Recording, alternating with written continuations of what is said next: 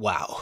Just wow. This past week, things have been somewhat of a hot mess. While Final Fantasy VII Remake has not officially launched worldwide, more and more people are getting their hands on the game way ahead of time. While Square Enix shipped copies of Final Fantasy VII Remake to Europe and Australia early in order to make sure copies arrived on time, we assumed at first that this meant that a few people would get their hands on the copy early in the mail. And while that seems to be the case for Europe, in Australia, retailers have basically just given up on enforcing the release date. In fact, giving up may not even be the right word. It seems that they were allowed to sell the game early, even posting on their social media advertising that the game is available now, which raises a lot of questions, especially since now those posts have since been deleted. First and foremost though, I want to say if you're one of the people who managed to get the game early, I'm happy for you. And I'm happy for all the Australian fans who are able to play the game right now. That being said, if you thought the demo leaks were bad,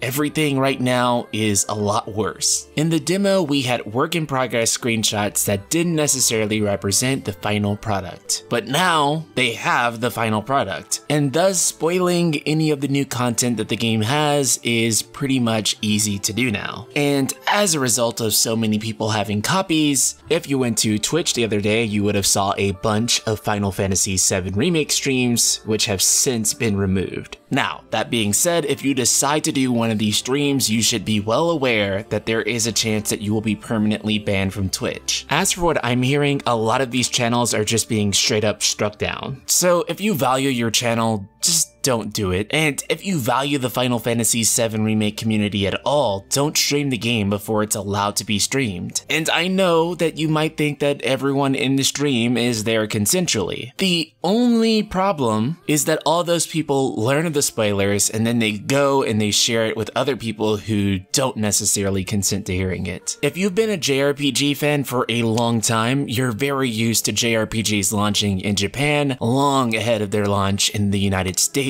or any English-speaking territory. But because the games were in Japanese, it wasn't so bad. And while spoilers got out all the time for Western audiences, at the very least the language barrier helped slow down the proliferation of these spoilers. And now that's not even there. And all this stuff is just floating around on social media. Although I have to admit that it is really funny to see all these streamers posting that, oh my god, I got banned. Like, what did you think was going to happen if you streamed a game ahead of release date? Especially when Square Enix was very politely asking you not to do so. For the most part, this current situation can only be described as a complete and utter hot mess. And that's not even the only messy situation going on. A new update to the Steam version of Final Fantasy IX causes the game to just delete itself. No, seriously, the game just literally removes itself from your computer after the update's installed. And if you try to reinstall the game, it comes up as 0 megabytes, meaning that there is nothing there at all, and you cannot even restore the game basically after this update goes through. Hopefully Square Enix will roll back the update, as it basically makes Final Fantasy IX on PC unplayable once it installs. You guys, I still got the excitement going, I still got the good mood, the good vibes going. It is hard to keep up during